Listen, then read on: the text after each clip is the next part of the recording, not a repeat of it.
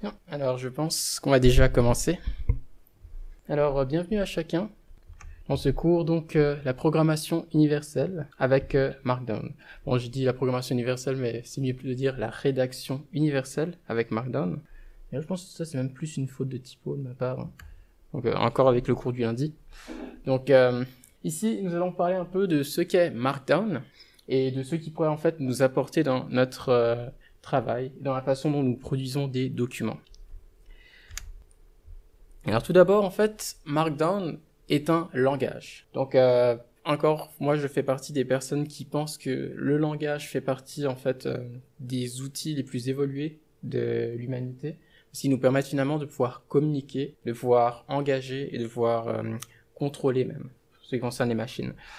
Et en tout cas, on parle de Markdown comme un langage, mais langage de balisage, un peu dans le même sens que HTML. Parce que, premièrement, il est plus du type déclaratif, on dit ce qu'on veut voir, et finalement, bon, c'est le langage qui se charge de faire la mise en forme.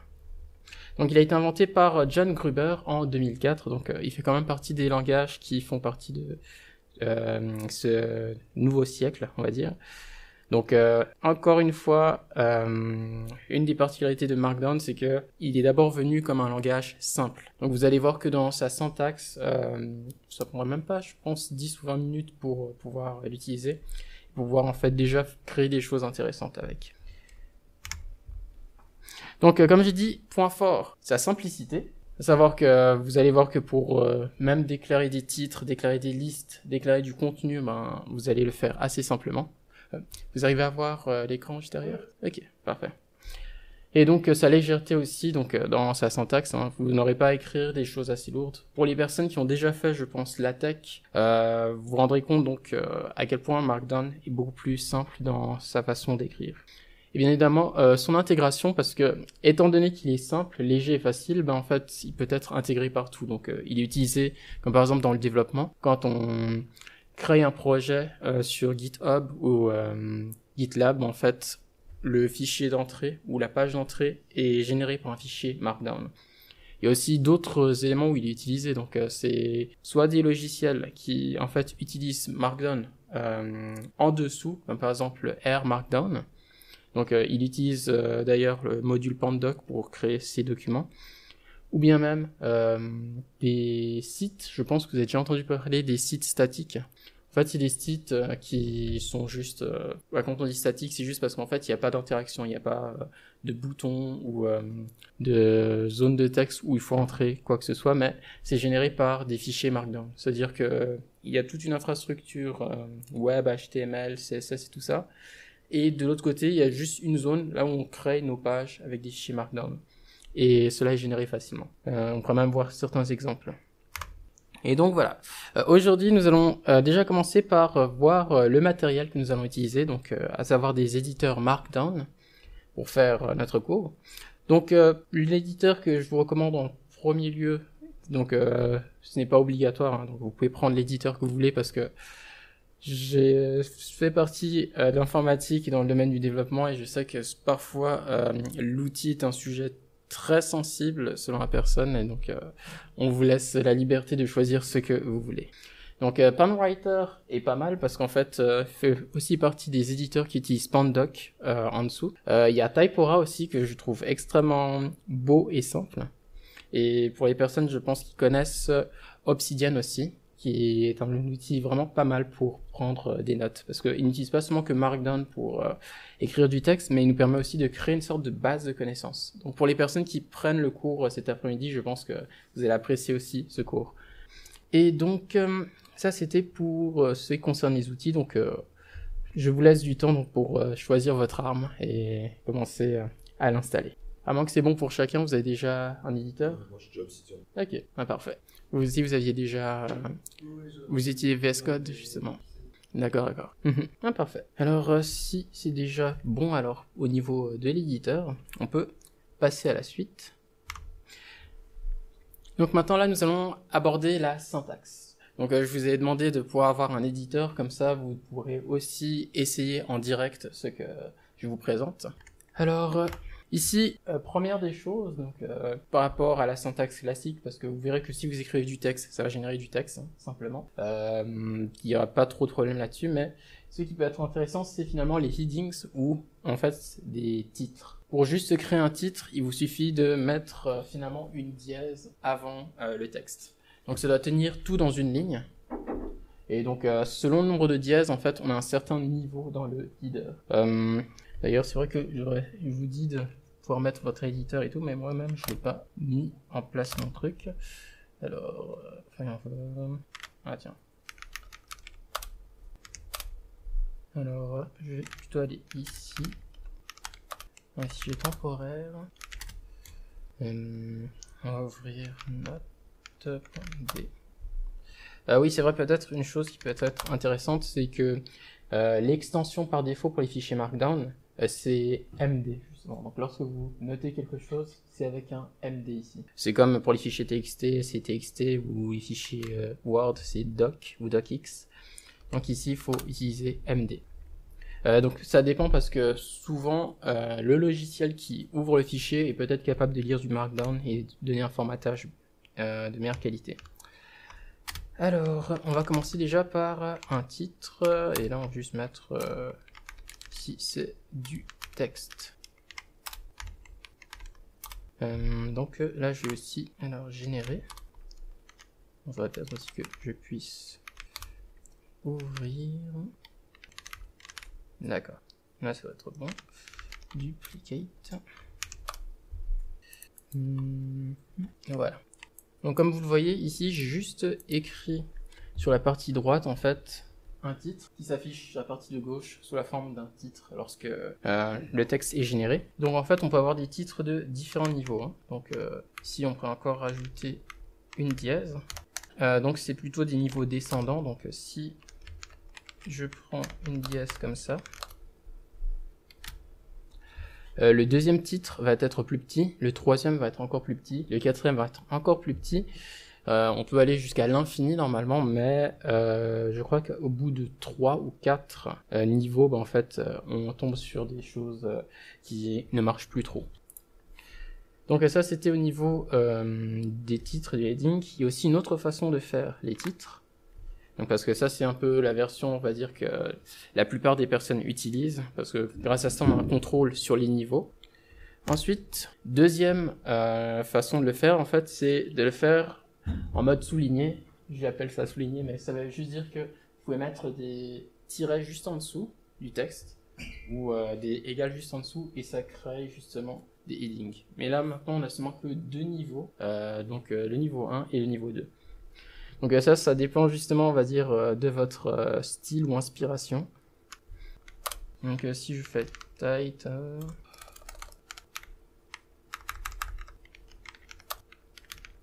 et title va ici.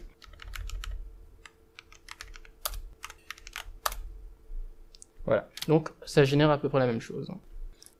Donc voilà, j'aime beaucoup, c'est la beauté du langage, extrêmement simple à utiliser. D'accord. C'est ça. Mais donc ça dépend de la façon dont vous voulez l'afficher. Après, ça dépend aussi même parfois de l'éditeur que vous utilisez. Parce que, oui, j'ai quand même oublié de vous dire ça, donc il y aura l'éditeur et il y aura votre document généré. Donc chacun des deux en fait aura sa propre compréhension du fichier Markdown que vous donnez.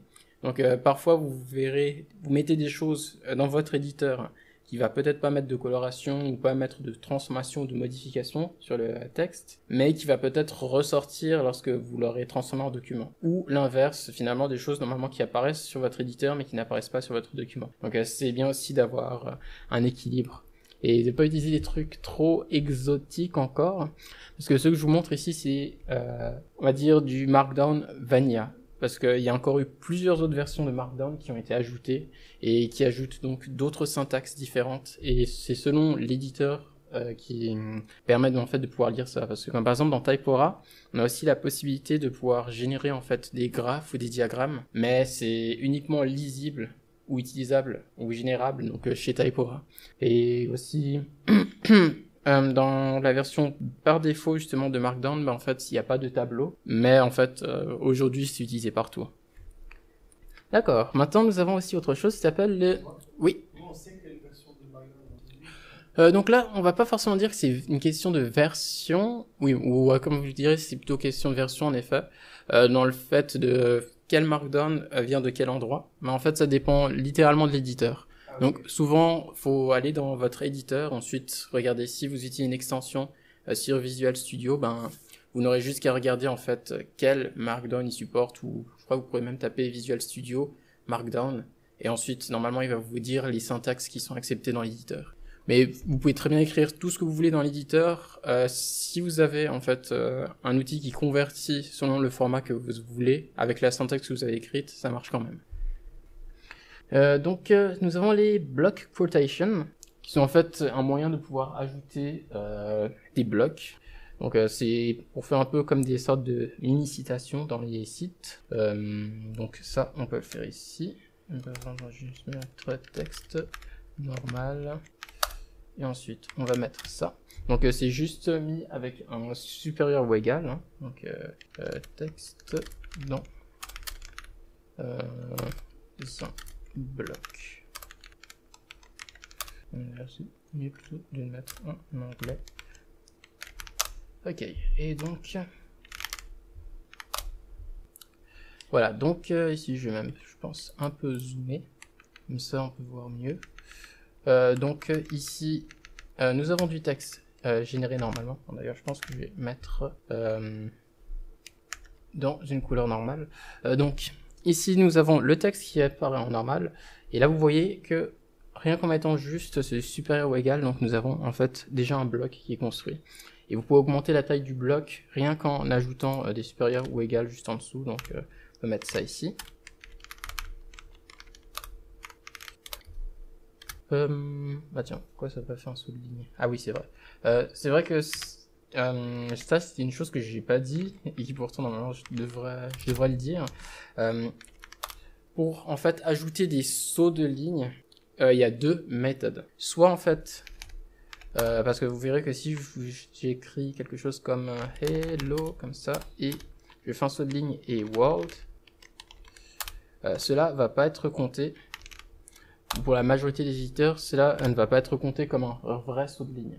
Parce que ça nous permet en fait de pouvoir faire des... comment dit-on oui, donc de pouvoir répartir notre texte sur plusieurs lignes, mais pouvoir apparaître sur une seule ligne. Pour qu'il y ait vraiment un vrai saut, il faut faire un espace entre les deux mots. Et donc, en générant, là, il y a vraiment un saut qui se fait. Mais par contre, il y a aussi une autre façon de le faire. Hein. Donc, je le remets comme ça, pour la démo. Il suffit juste de faire deux espaces à la fin de la ligne. Si vous faites ça, ça compte aussi comme en fait un saut de ligne vide. Voilà. Donc c'est pour ça que dans le texte juste ici, voilà. Donc il apparaît bien sur plusieurs lignes. Vous pouvez même faire en fait des blocs quotes qui sont nested. Ça veut dire que pour en mettre un dedans. Et d'ailleurs, je sais plus si c'est le cas, mais je crois qu'il y a encore beaucoup d'autres trucs qu'on peut mettre dans les blocs quotes. Donc, si on fait PDF comme ça. Pourquoi pour moi, il n'a pas généré ici? Juste comme ça, alors. Non, alors de mon côté, ici, il ne génère pas. C'est peut-être l'éditeur. Ouais. Parce que justement, ouais, bon, cette version que je génère ici, c'est un fichier, on va dire que j'ai un peu modifié, exotique. Donc j'ai mis 2-3 paramètres bizarres dans Pandoc. Donc c'est normal que ça puisse apparaître comme ça. Parce qu'en fait, c'était quoi déjà la procédure que j'ai fait? Donc j'ai voulu en fait utiliser un thème assez amusant sur HTML qui après convertit en PDF. Donc c'est vrai que faudrait peut-être que je vous dise aussi, faut pas non plus trop faire. C'est possible finalement de faire, on va dire, des mélanges et des expérimentations, mais faut pas non plus que vous deveniez Frankenstein et que vous produisez des trucs un peu trop bizarres. Parce que normalement, les éléments de base sont déjà très bien. Mais bon, après, je ne vous empêche pas de le faire, bien sûr. Ensuite, j'avais parlé de Nested Block Quotation, donc ça c'est cool. Ça on a pu déjà faire. Et ensuite, malheureusement, je dois vous je dois vous avouer que pour les code blocks, j'ai pas encore trouvé le moyen de les afficher sur la présentation. Parce que la présentation que je vous présente ici, elle a été écrite en Markdown, et donc a été convertie justement en présentation. Du coup, parfois certaines syntaxes de Markdown, dans du Markdown, ça ne se lit pas ou ça s'applique pas. Donc pour les code blocks, j'ai pas pu les afficher. Mais je peux vous montrer à quoi ça ressemble. Ce que j'appelle code block, c'est quand tu doubles indentes. Oui, c'est quand on met justement soit un triplet vous voulez comment ça s'appelle ce... Ouais, c'est ça, un apostrophe justement. C'est comme les chunks sur Ok. Oui, les chunks... Oui, c'est dans cet ordre-là justement. Alors, ça ressemble à ça. Donc, c'est juste ceci, donc les apostrophes qui sont mis ici avec à l'intérieur des éléments qu'on peut mettre. Donc, on peut juste mettre ici Hello World qu'on peut exécuter. Après, bien sûr, dites-moi si peut-être je vais trop vite, hein. Parce que le but, bien évidemment, c'est que vous puissiez suivre. Donc voilà, nous avons justement la possibilité donc d'avoir ces éléments directement dans Markdown. Ah oui, c'est juste que ça crée un bloc. Donc, ah oui, ça se voit peut-être pas trop ici, mais vous voyez que c'est une zone grisée là. D'ailleurs, c'est vrai que je devrais peut-être mettre du texte au-dessus, comme ça vous voyez bien mieux. Je pense que ça dépend des éditeurs parce que moi ça fait pas exactement. Ça vous fait quoi? Ça me fait. Alors dans Visual Studio, il change juste la typo. Et du coup, il récupère la typo, donc je pense que c'est ça, il récupère la code pour l'afficher, mais il le met pas dans le bloc, il le couleur. Par contre, pour créer un bloc, il fait un bloc avec ces couleurs. Ok. Du coup, ça doit être moins. Et les trois, en fait, les trois accents, ça récupère juste la typo. D'accord. Et du coup, ça fait visuellement un bloc. Ouais, ça dépend vraiment de l'éditeur. Ah, sur Optimus, ça fait rien? Ok, surprenant. C'est bon signe. En fait, c'est pas une apostrophe, c'est un accent. Ouais, c'est là où il y a l'accent grave en fait. Tu l'as trouvé? Ouais, je pense. Ah, je suis juste au site. Ok. Donc, c'est vrai, ça c'est une très bonne question parce que est-ce que ça fait vraiment partie de la syntaxe par défaut? Parce qu'on peut aussi faire donc justement des code blocks et on peut utiliser en fait des langages de programmation à l'intérieur et il va y avoir justement une coloration syntaxique. À savoir que si tout d'un coup maintenant je fais comme par exemple print hello world qui est du texte en Python et que je mets en fait Python juste ici. Donc ça aussi je pense que ça dépend des éditeurs. Alors ça se voit pas beaucoup à partir de là, mais en fait la syntaxe a changé de couleur. Comme par exemple la zone de texte est maintenant devenue bleue. Donc grâce à ça en fait on peut ajouter en fait le langage qu'on veut. Donc si je veux faire comme par exemple comme R, je pense que ça devrait entrer. Bon, heureusement pour R c'est aussi du print, donc ça devrait aller. Et là je sais pas s'il va prendre une autre couleur. Oui, il prend une meilleure couleur je trouve. Donc oui, on peut choisir. C'est ça. Ah, chez vous ça marche pas? Ok. Donc ouais, alors c'est bien une chose qui dépend des éditeurs. Donc vous avez aussi la possibilité donc de pouvoir afficher des éléments de code comme ça. Donc. Spécifier le langage après ça. Oui, juste après les trois là. Après peut-être ça c'est quelque chose qui est peut-être même plus propre à Pandoc. Ah ça marche? Ok. Ah parfait alors. Ah non, il n'y a pas de souci. C'est juste que en fait, on a juste repris le code blocks de tout à l'heure. Et en fait, si on met le nom d'un langage de notre choix dedans, en fait, il est pris en compte. Après, ça dépend bien évidemment de quel langage j'ai pris en compte, parce que certains n'existent pas, et donc on n'a pas vraiment le support pour cela. Donc ici, j'ai juste mis R, et donc ça a colorié le bout de code ici. Bien sûr, il faut l'écrire avec la syntaxe de R. Je peux aussi faire ça avec Python. Je pense que je peux même faire ça aussi avec HTML. Donc si je fais comme par exemple la liste H1, ensuite, je pense que je suis extrêmement lent avec HTML.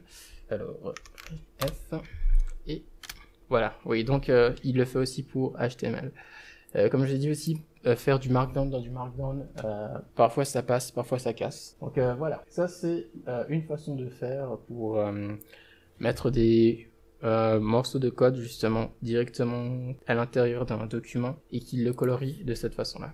En utilisant seulement du markdown sans passer par d'autres langages, on peut faire les mêmes choses, faire des choses en plus sur oui, parce que c'est vrai, vous avez posé une bonne question. En fait, le langage en tant que tel va pas nous permettre d'avoir tous ces effets jolis, donc c'est littéralement dépendant du l'éditeur qui va d'abord vous faire peut-être un affichage qui peut être plus ou moins joli, et ensuite l'outil qui va convertir ça dans le document que vous voulez. Parce que comme par exemple, pour l'instant, je suis déjà en train d'utiliser Pandoc qui transforme ça comme ça, mais il se peut aussi que si je mets exactement le même texte dans un autre éditeur, en fait, ça sorte différemment. C'est tout autant possible. Donc vous pourrez aussi faire des comparatifs, bien évidemment, en prenant des éditeurs et voir en fait celui qui vous convient le mieux. Donc ça c'était pour les code blocks. Bien évidemment cela, vous avez remarqué, comme vu qu'il y a un début, une fin, vous pouvez le faire sur plusieurs lignes facilement. Donc faire div content, ensuite div comme ça.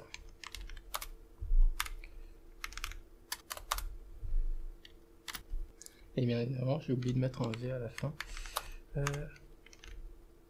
Hop. D'accord. Après, bien évidemment, nous avons la possibilité de faire des listes. Donc, de pouvoir créer une liste d'items qui peut être aussi mise sous forme de hiérarchie ou d'arborescence. Et pour faire des listes, en fait, nous avons 3 éléments. Hein. Donc, on peut soit utiliser l'étoile, soit on peut utiliser le tiret, ou soit on peut utiliser le plus. Donc, ça nous permet aussi de créer des listes. Donc ici, si je fais ça, donc on va mettre 1, 2, 3 et 4.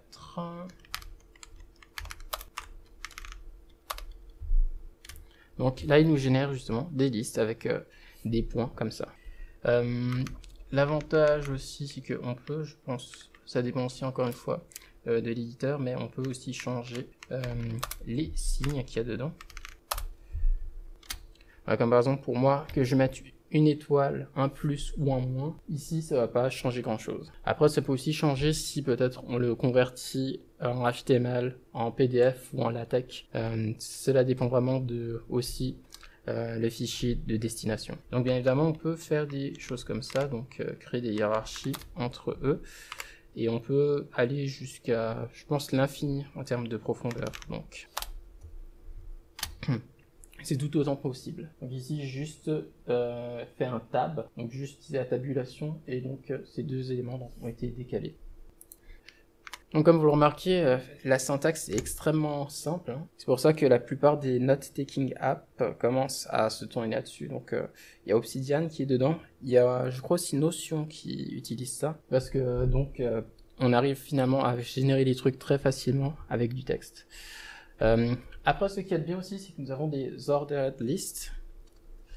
Donc, juste des listes ordonnées avec des numéros. Donc, c'est comme les listes classiques.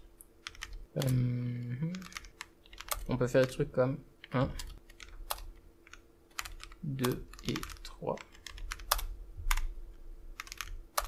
Donc, c'est juste un numéro suivi d'un point. Après, encore ici, je pense qu'on a la capacité aussi...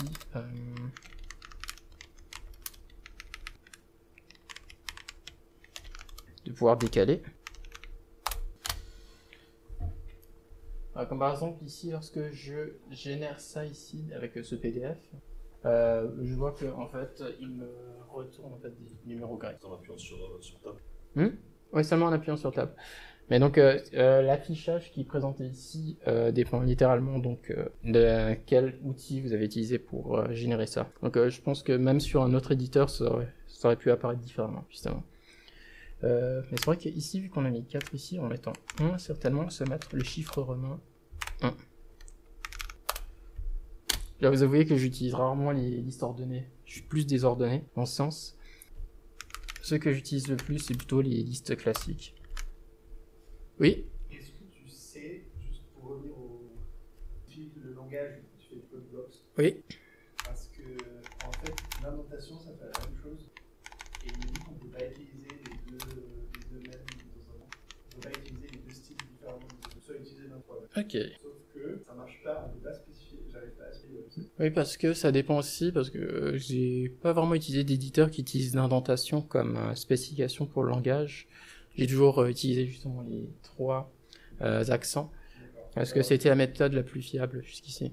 Bon, après, il y a une autre méthode qui est proposée par Pandoc, mais celle-ci, je la trouve beaucoup plus sûre ou safe, par défaut. Ah, donc c'est vrai qu'il y a des éléments qui sont assez universels selon les langages de Markdown, mais selon aussi comment les personnes ont décidé d'intégrer ou d'implémenter Markdown, donc certains éléments ne se trouvent pas dedans.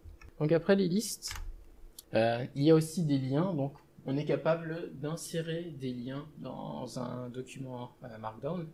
Donc pour mettre les liens, c'est assez facile. Il y a 2 méthodes, soit en fait on les met donc dans une balise en fait, ou soit on a une syntaxe un peu plus spéciale. D'abord on fait des crochets justement, et après on met le lien dans une parenthèse. Les crochets en fait vont juste servir de titre, donc c'est ce qu'on va voir, mais en fait quand on va cliquer, on va certainement être dirigé vers le lien indiqué par ici. Donc si, comme par exemple, je fais Google, ah non, faut juste que j'ouvre google.ch, hop.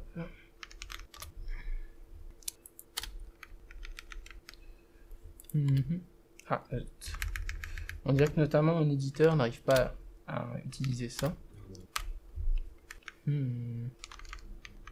https google.ch. Ah, peut-être là il lit mieux. Ouais, faut en fait donner l'adresse entière pour que ça puisse passer. Et donc maintenant ça apparaît sous la forme d'un lien cliquable. Donc si je clique dessus, ouais, donc ça m'ouvre Google. Moi j'ai pas besoin de mettre les guillemets. Ah, ça c'est cool. Ah, donc je pense bien que ça dépend de l'éditeur. Après, si vous voulez plutôt en fait le cacher, donc vous pouvez aussi faire comme ça. Aller sur ce... ensuite là on ouvre lien. Et c'est là on pourra mettre https et google, si j'écris correctement, .ch. Et voilà.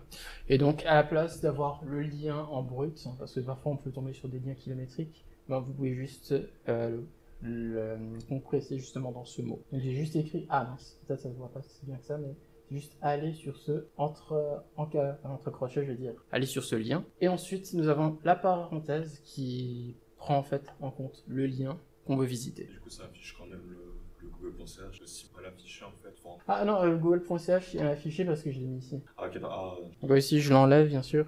Celui du haut il va être retiré bien sûr. Et voilà.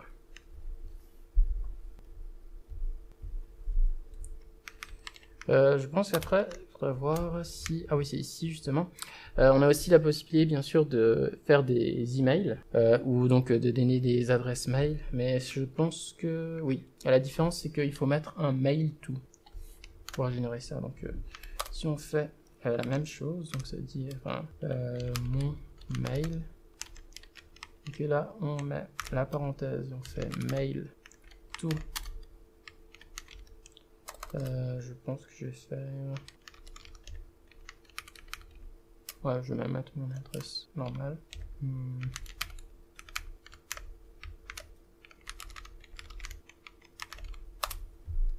Donc en générant ça,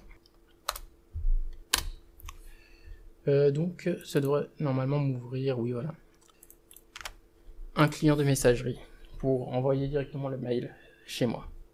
Oui, je pense que vous en êtes rendu compte aussi dans l'encadré, ou plutôt dans les crochets. On a la possibilité aussi de mettre en fait des mots séparés. Donc on pourrait très bien mettre une phrase dedans et que ça marche comme un lien. Bon après, je pense que l'intérêt de faire ça, c'est de pouvoir être le plus succinct possible. Donc je vous recommanderais quand même d'essayer de le mettre en 1 ou 2 mots. Donc après nous avons aussi la possibilité d'avoir des labels, donc parce que c'est vrai que je pense que vous vous êtes rendu compte lorsque vous faites plutôt des liens mais en mode inline, ça fait beaucoup à écrire hein, donc, et ça peut rendre moche la partie éditeur. Donc ce que vous pouvez faire, donc à la place de mettre le lien directement ici, c'est que vous pouvez juste noter mon mail, comme ça. Ensuite, vous pouvez séparer ça ici, et ensuite remettre mon mail, parce que mon mail, en fait, c'est devenu l'identifiant de référence. Et donc après, je pense que ici, là, faut voir si ça marche avec mail tout. Parce qu'il faudrait mettre le lien comme ça. Peut-être je garde ça comme ça. Ou ouais, on va essayer comme ça déjà. Hop, voilà. Et donc ça donne le même résultat. Ou pas, non. Alors, avant que j'ai mal défini la chose, est-ce que ça marche pour les mails alors? Ça marche pour un lien, ça doit marcher pour les mails. Alors, oui, voilà, là ça marche. Donc, de cette façon-là, en fait, vous pourrez après mettre, peut-être comme par exemple tout en bas de la page, toutes les adresses, tous les mails dont vous avez besoin, en leur donnant juste des mots-clés, et ensuite vous pourrez les citer à n'importe quel moment dans le document. Donc, c'est-à-dire que je pourrais très bien mettre après mon mail. Et encore une fois... C'est pareil pour les liens. C'est ça, parce que ça fait partie de la catégorie des liens, donc tout ce qui est lien, ou bon, redirection et autres, ben, ça marche aussi comme ça. Donc ça apparaît 3 fois, mais j'ai pas eu à redéfinir 3 fois l'adresse. Donc ça veut dire que je l'ai juste défini en dessous une seule fois, et ensuite je peux l'invoquer autant de fois que je veux, quand je veux dans le document. Ça devient comme une sorte de variable ou de mot-clé qui représente le mail. Mais il faudra toujours le mettre entre crochets. Donc vous verrez que ça aide aussi pour ce qui concerne les citations ou les footnotes. Donc après, justement l'utilisation de ces labels. Ouais, parce qu'on les appelle des labels plutôt. Bon, moi je préfère plutôt les appeler des références, mais c'est labels. Après, il y a aussi la possibilité, après c'est encore à voir, parce que c'est vrai que j'ai jamais testé ça en particulier, mais nous avons aussi la possibilité de faire des liens internes. C'est-à-dire qu'en fait, c'est des liens qui vont viser des sections particulières dans notre document. Et pour ça, il faut juste mettre un hashtag pour la session qu'on veut. Donc si je crée, comme par exemple, je pense... Ah ok. Ah ça marche pas. Vous dites les labels. Ouais, pour récupérer là, ce que tu as fait, juste remettre le label. Ok, ouais. D'accord. Mais ça veut dire que si je génère du document, c'est pas cliquable non plus. Ok. D'accord. Ouais, je pense que ça doit certainement être l'un des défauts alors de Markdown, c'est que finalement après il est implémenté de façon tellement différente que selon les endroits ça marche ou ça marche pas. Donc ça c'était justement pour les mails. Ensuite je crois que si maintenant je fais comme par exemple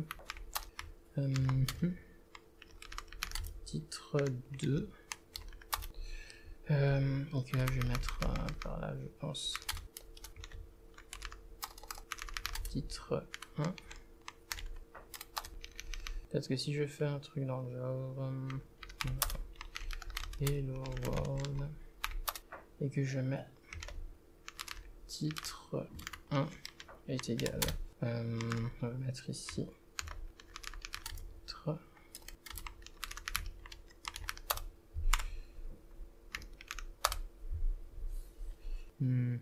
Ah mince, bon, je l'ai mis au mauvais endroit. Il faut plutôt que j'aille dans ici et que je mette ça là.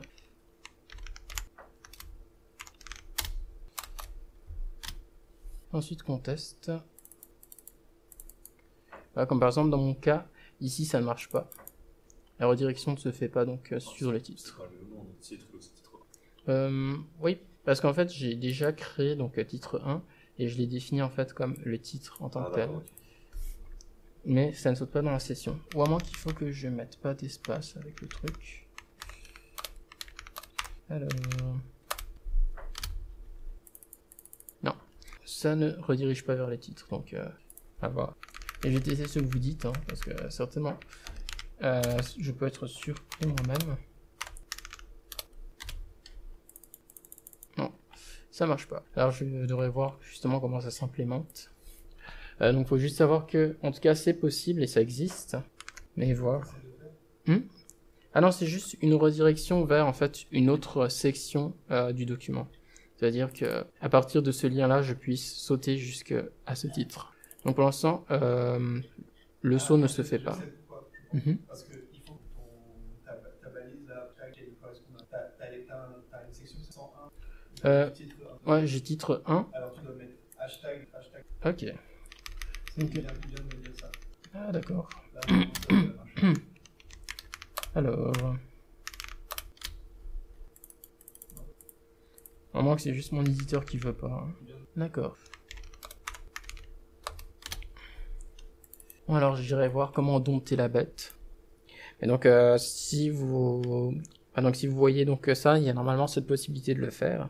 Et juste savoir comment alors bien le mettre. Maintenant, en termes de liens, nous avons aussi les images. Donc on peut aussi insérer des images à l'intérieur de notre projet. C'est vrai que j'ai même pas prévu d'image, donc c'est très malin de ma part. Donc ici, juste aller chercher une image. Ouais, c'est dans l'image. On va aller chercher juste ici. On va prendre ça. Et ensuite, aller dans téléchargement. Non, j'ai mis ça où? Dans fichier temporaire. D'accord. C'est vrai qu'il faudrait peut-être que vous puissiez voir ce que je fais. Donc, normalement, je vais pouvoir avoir accès à ça. Donc, si je mets... donc, pour une image, en fait, c'est comme un lien. Vous avez juste à faire le schéma classique pour un lien. Donc, ça veut dire juste mettre le titre, comme par exemple mon image. Ensuite, ici, nous allons spécifier cette fois-ci un lien d'accès, mais cette fois-ci, c'est pas un lien en tant que tel, mais c'est le chemin de l'image. Donc, si il se trouve directement au même endroit, donc dans le même dossier que le fichier de base, ou le fichier donc avec lequel on fait l'édition Markdown, il suffit juste de donner son nom. Donc, je crois que j'avais nommé Python, ouais, Python PNG ici. Et ensuite, pour que ce soit pris comme une image, il faut mettre un point d'exclamation pour dire que c'est bien une image. Si on met un point d'exclamation avant, donc c'est pour spécifier que ce n'est pas juste un lien en tant que tel, mais une image qui doit être prise. Bravo, j'ai fermé ça. Donc, si on exécute, donc voilà, j'ai l'image. Bon, j'en ai pris une assez grosse parce qu'en fait c'est une image de fond d'écran. Et vous voyez donc que l'image apparaît bel et bien. Et normalement, le titre qui va avec, ça dépend justement de quelle édition on prend, mais ça peut apparaître aussi comme légende pour l'image. Pour le fait d'écrire mon image, c'est pas... Oui, c'est juste pour faire la légende, ça veut dire que vous voyez qu'en dessous, ça apparaît comme légende. Ça aide beaucoup plus pour quand on écrit comme par exemple, et on génère des documents Word ou LaTeX, parce que là, donc, ça apparaît un peu mieux comme description. Mais sinon, bien évidemment, vous avez aussi le droit de enlever la description ici et juste mettre le chemin pour l'image. Donc, c'est-à-dire que ce sera juste point d'exclamation, crochet ouvrant, crochet fermant, ensuite dans les parenthèses, lien pour l'image. Si on a un PDF Si on a un PDF, non, je pense pas. Parce que c'est surtout les documents de type image qui sont pris en compte. Après, bien évidemment, ça dépend encore une fois de l'éditeur, de qu'est-ce qui peut être utilisé et mis en place. Comme par exemple, dans le cas où quand je génère justement des slides avec un Reveal.js, donc il comprend très bien le Markdown et je peux même utiliser des GIFs dedans. Mais quand je génère comme par exemple du LaTeX, LaTeX ne gère pas des GIFs en tant que tel, donc je peux pas mettre des images comme ça. Donc ça dépend littéralement de l'éditeur. Il pourrait même, je pense, générer des vidéos ou générer des documents binaires, donc ça dépend littéralement de qui ou quoi on utilise. Donc voilà, avec tout ce que j'ai mis ici, c'est devenu un joyeux bazar. On va juste faire tabula rasa et reprendre avec un document vide. Donc faites pas trop attention avec ça parce que j'ai même pas fait attention, mais ça c'est plus propre à Pandoc. Donc ça c'est plutôt des éléments qu'on peut ajouter pour personnaliser en fait notre affichage. Donc moi je vous dis alors, parce que là avant de pouvoir aborder Pandoc, je vous laisse quelques minutes pour pouvoir expérimenter avec ces nouveaux éléments que vous avez reçus et voir en fait la syntaxe que vous pouvez faire avec. Donc générer un premier document. Je vous envoie aussi donc tout ça, pour que vous puissiez aussi travailler avec.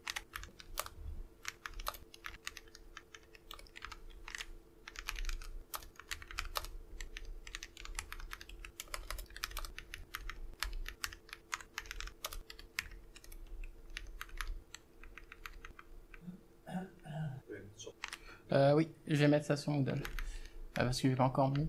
Je vais juste générer. D'accord.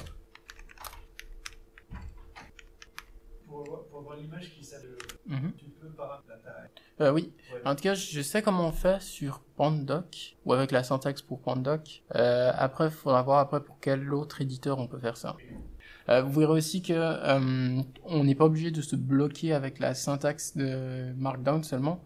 Comme par exemple, Pandoc va nous permettre en fait de pouvoir utiliser Markdown comme une sorte de superset des éléments qu'on développe. Okay. Ça veut dire que si on vient d'un autre background, comme par exemple les personnes qui ont l'habitude de développer avec HTML et CSS vont pouvoir en fait combiner les deux, ou les personnes qui utilisent même du LaTeX en fait pourront écrire littéralement du LaTeX dans un fichier Markdown et sera intégré ou interprété comme du LaTeX. Donc c'est que tu fais ça pour les petits bouts dans Visual Studio.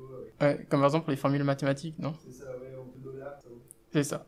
Mais là-dedans, c'est juste qu'en fait, vous pouvez même mettre tout ce que vous voulez dans du LaTeX. Si vous mettez section, ça va mettre une section. Bon, si vous générez bien sûr un document LaTeX à la fin. C'est ça.